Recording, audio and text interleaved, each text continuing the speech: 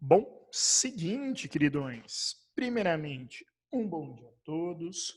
Aqui é Patrick Lopes e você está no Descoordenadas Geográficas.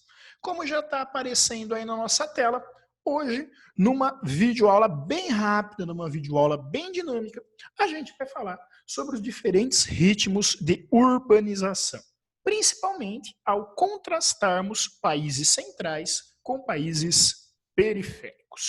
Quando a gente fala de urbanização, queridões, é bom a gente ressaltar que estamos falando sim de um fenômeno global, de um fenômeno mundial. Porém, a industrialização, ela é um fenômeno desigual em relação ao seu tempo, em relação ao seu ritmo, em relação à sua intensidade, às suas causas e às suas consequências. A comparação dessas duas tabelas, elas vão mostrar para a gente como hoje, próximo a 2015, nós estamos em 2020, ela é um fenômeno muito mais ativo nos países periféricos ao capitalismo do que nos países centrais. Isso não quer dizer que a taxa de população urbana seja maior, mas sim de que a urbanização ela vem crescendo mais nos países da periferia, nos países subdesenvolvidos, do que nos países desenvolvidos. Pois bem, fazendo aí o contraste entre essas duas realidades. Como se deu a urbanização nos países centrais? Nos países centrais, queridões, nós estamos falando de um fenômeno antigo. A urbanização ela começou há muito tempo. Se você pegar cidades como Paris, cidades como Londres, Roma, Lisboa, são cidades aí que, se não completaram, estão muito próximas de completar vários e vários séculos de existência. E essa urbanização ela foi uma urbanização lenta, que ela foi acontecendo gradualmente. O grande impulsionador foi a industrialização, que conforme foi se abrindo vagas no mercado de trabalho urbano e conforme foi se tendo a necessidade do meio rural ser cada vez mais produtivo, foi havendo um lento e contínuo deslocamento da economia para o meio urbano. E isso também foi acontecendo com a nossa mão de obra. Como foi uma urbanização lenta, deu tempo para os agentes urbanos planejarem. Então foi uma urbanização que ela evitou o inchaço urbano, atendendo às demandas que ali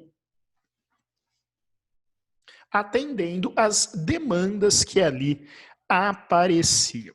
Essas regiões, como estavam ligadas a uma industrialização muito antiga, os bairros operários, os bairros trabalhadores, onde as construções são mais próximas, onde a densidade populacional é maior, eles acabaram ficando próximos aos centros industriais, justamente para evitar que os trabalhadores perdessem força de trabalho ao se deslocar das suas cidades para as suas indústrias.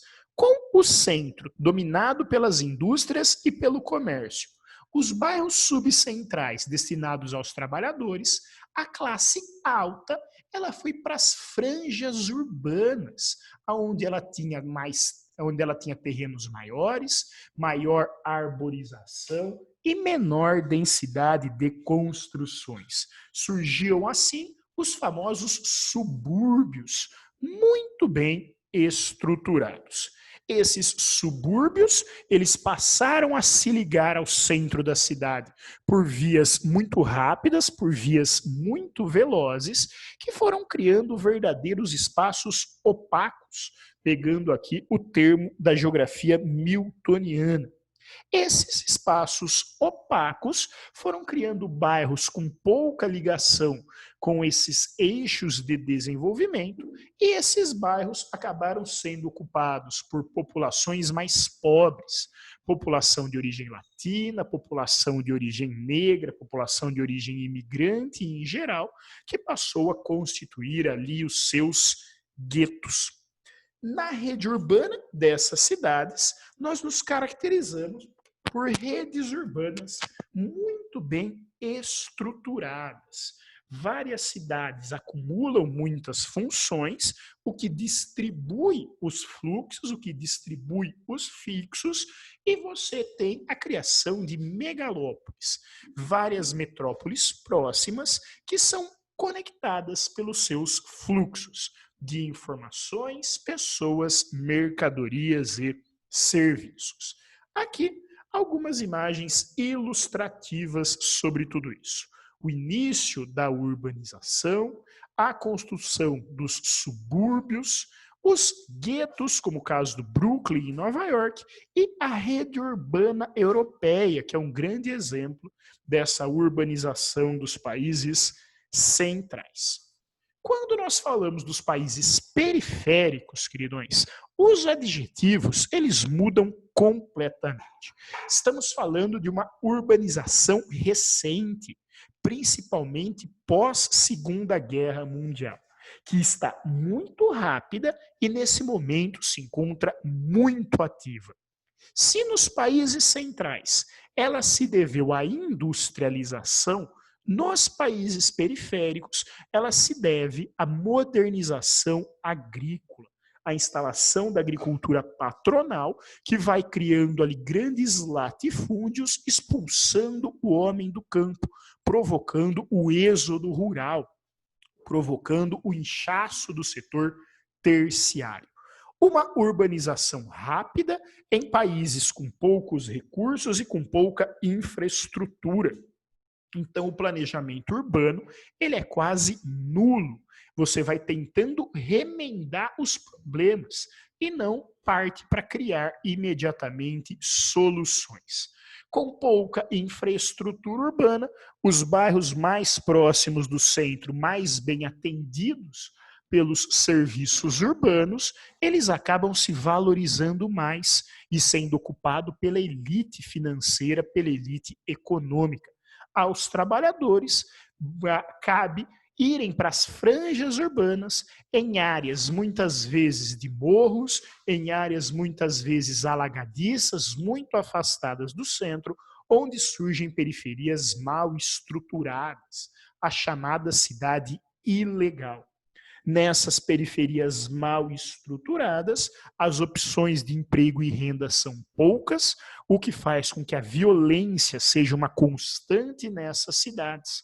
A população mais rica, cansada dos centros urbanos, também vai para as regiões periféricas, mas ela resolve se encastelar nessas regiões periféricas. Passam a se multiplicar os condomínios murados e fechados, aquilo que é chamado de edge cities. Em países da América Latina, em países da África, às vezes uma, duas grandes metrópoles no máximo, passam a acumular muitas funções urbanas, fazendo com que elas sofram de macrocefalia e também de um grande inchaço urbano.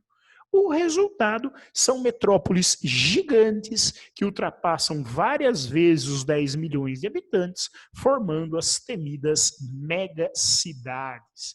E os problemas urbanos, eles vão se acumulando, transporte, moradia, problemas ambientais e também problemas sociais.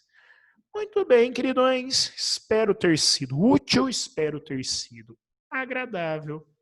Esse é o Descoordenadas Geográficas. Curtam, compartilham. Até mais.